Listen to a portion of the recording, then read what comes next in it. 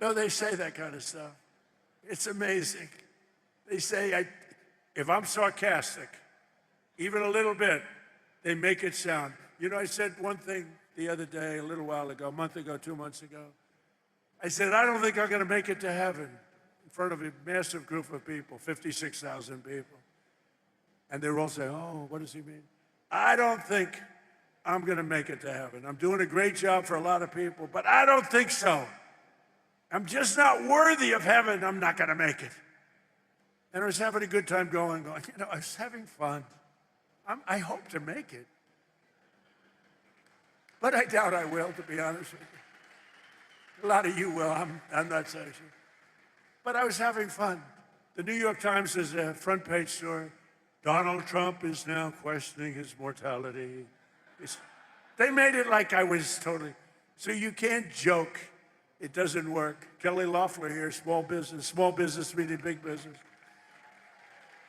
She's in charge of, she's a Georgia peach. She's a great one. But she's in charge of all of the small business loans. It's called the Small Business Administration. When you add it up, it's the biggest bank in the world or something. Right?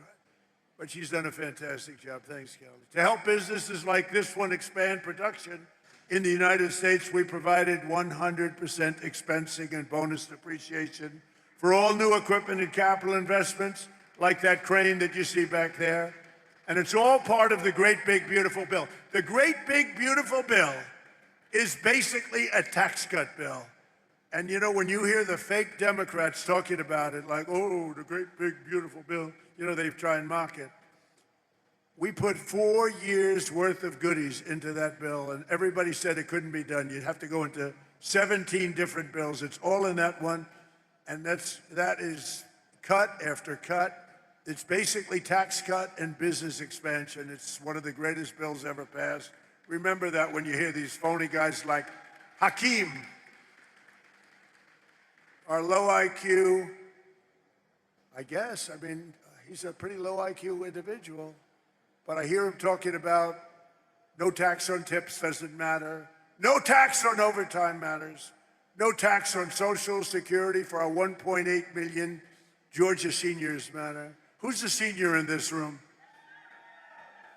I refuse to raise my hand. I can't do it. I can't do it. I'm a senior. I can't believe it. I can't believe it. But think of it. No tax on tips. No tax on overtime for the people working there. How incredible. And for our seniors like me, no tax on Social Security. And watch what happens. They will now say, because I just gave them an idea, that Donald Trump passed the no tax on Social Security so that he could save $1,000. Oh, they're going to find me at conflict. They're going to say, Donald Trump has a conflict. I'll pay it, okay? You know what? I don't even talk about this much. I get no credit for it. So as president, I make $2 million over 4 years, $2.5 million. I waived it. I'm the only president that ever waived it. And they never, ever talk about it. But every week, some of the scum from the New York Times will call, did he waive it? And if my secretary would say, yes, he did. If I ever said, no, he didn't, it would be a headline scandal.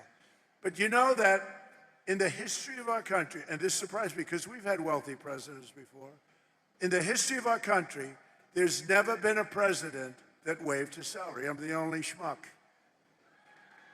I get no credit for it. You know what? I get no credit for it. Nobody ever writes about it. It's the first time. We have a couple of front row Joes here. They've been to like 400 rallies. Thank you very much. Have you ever heard me even talking about it? I never talk about it. They've heard me talking about everything, but I don't talk about it. But I just did today because somebody said, you know, nobody's ever written a story about you waiving your salary. You know, it's still a couple of $1 million. It's like, not peanuts. It's estimated that these policies will help raise income in this state by $7,000 in the coming year, every year. Boost household take-home pay by over $10,000 and protect more than 200,000 Georgia jobs. It's amazing. No one knows the importance of tax cuts and fair trade. More than businesses like this one. So now I'd like to ask the president of Coosa Steel, Andrew Seville, very nice name, to come up and say a few words. I'd like to say, because I'm telling you, I met this guy, and he said something that his wife is going to be extremely upset.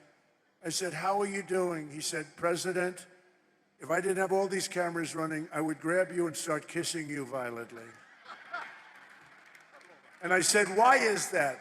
He said, because what you've done for us economically in this state, in this town, with the tariffs in particular. So I want to just introduce Andrew. Thank you very much.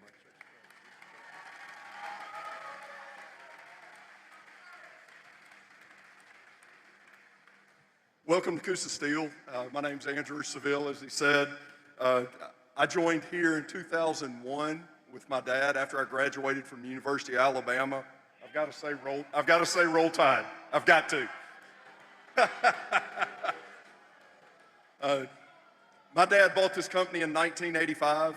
We began to diversify, add all American-made equipment. Everything you see here, American-made. We have all American-made steel. That's all we keep in all of those warehouses. All of it American-made.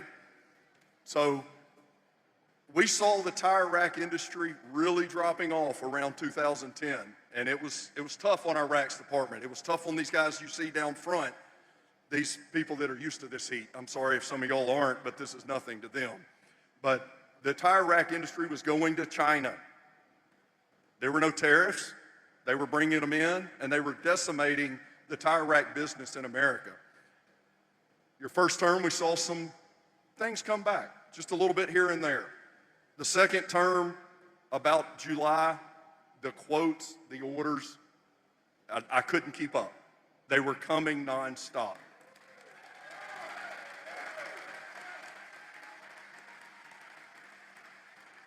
In October of 2025, we landed our first huge tire rack deal that we had in 10 years. This is going to keep our racks department busy for 2 shifts a day, 6 days a week, and we're pumping them out as fast as we can go, and they're all going to Shippensburg, Pennsylvania, right in America.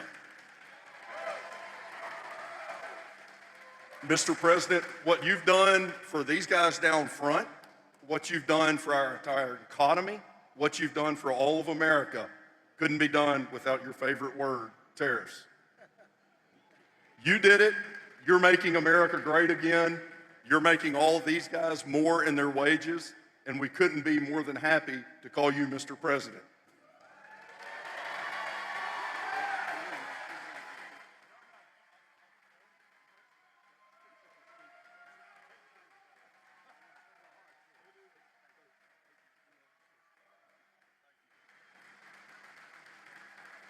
Wow, good man. And you know, I say the car industry is coming back.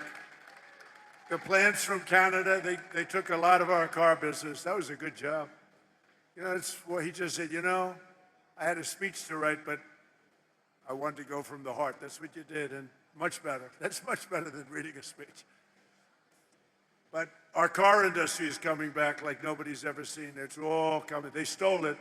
52% of our car industry over the last 30 years went to Germany, Japan, Mexico, Canada, all coming back. We're building plants all over the country. Nobody's ever seen anything like that. All because of, look, it's because of, I guess, November 5th, the election and all, but it's because of the election I did the tariffs. Nobody else would have done it because nobody else had the guts to do it. And a great man, a great economist came in yesterday and said, sir, you did something that nobody has ever done. Nobody. 22 Nobel Prize laureates on economics oppose you on your theories on manufacturing and other things, on the economy. And you were on one side and they were all on the other side. They said we'd be in a recession. And you were right. This is the boom like he's never seen before. And even crime is way down. Crime is at the lowest level in 125 years. before my father was born. But he said, what you've done is amazing. You had 22 Nobel Prize winners in economics, and you were the exact opposite of every one of them. And they admitted now, every one of them admitted, but I had Howard on my side.